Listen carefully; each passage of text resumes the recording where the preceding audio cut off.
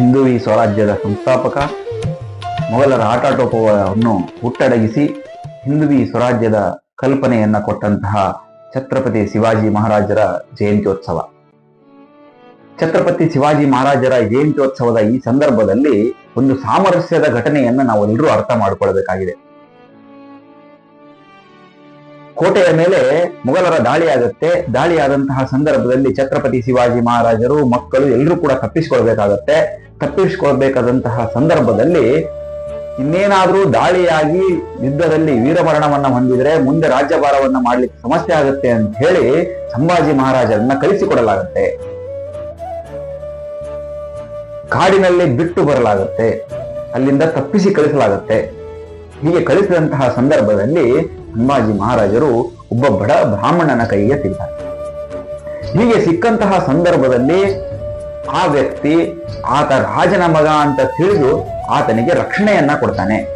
ರಕ್ಷಣೆಯನ್ನ ಕೊಟ್ಟಂತಹ ಸಂದರ್ಭದಲ್ಲಿ ಏನಾಗುತ್ತೆ ಅಂತಂದ್ರೆ, ಹೀಗೆ ತಪ್ಪಿಸಿಕೊಂಡಂತಹ ಸಂಭಾಜಿ ಮಹಾರಾಜರನ್ನ, ಆ ಪುಟ್ಟ ಬಾಲಕನನ್ನ ಹುಡುಕಬೇಕು ಅಂತ ಹೇಳಿ ಮತ್ತೆ ಮೊಘಲರು ಕಾಡು ಮೇಡುಗಳನ್ನ ಅಳೆದು ಹುಡುಕ್ಲಿಕ್ಕೆ ಹೋಗ್ತಾರೆ.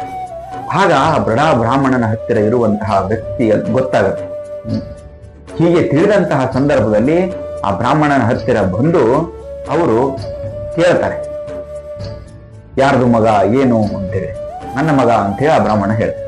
ಹೀಗೆ ಹೇಳಿದಂತಹ ಸಂದರ್ಭದಲ್ಲಿ ಏನಾಗುತ್ತೆ ಅಂತಂದ್ರೆ, ನಿನ್ನ ಮಗನಾಗಿದ್ರೆ ನೀವು ಒಟ್ಟಿಗೆ ಕುತ್ಕೊಂಡು ಊಟ ಮಾಡಬೇಕು.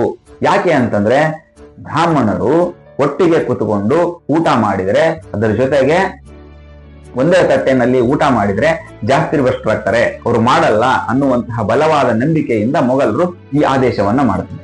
ಆದರೆ ಆ ಬ್ರಾಹ್ಮಣ ವ್ಯಕ್ತಿ, ಆ ಪೂಜಾರಿ ಏನ್ ಮಾಡ್ತಾನೆ ಅಂತಂದ್ರೆ, ಆ ಮಗುವನ್ನ ಕರ್ಕೊಂಡು, ಸಂಭಾಜಿ ಮಹಾರಾಜನನ್ನ ಕರ್ಕೊಂಡು ಊಟ ಮಾಡ್ತಾನೆ.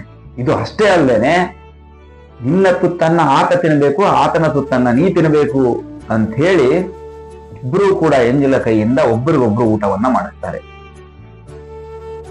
ಇದೆಲ್ಲದು ಆದ ನಂತರ ಈತ ಆತನೇ ಮಗ ಅಂತ ಹೇಳಿ ಒಪ್ಕೊಂಡು ಅಲ್ಲಿಂದ ಮೊಘಲರು ಹೋಗ್ತಾರೆ. ಹೋದಂತಹ ಸಂದರ್ಭದಲ್ಲಿ ಅದಾದ ಮೇಲೆ ಶಿವಾಜಿ ಮಹಾರಾಜರು ಕೂಡ ತಪ್ಪಿಸಿಕೊಂಡು ಬಂದಿರ್ತಾರೆ.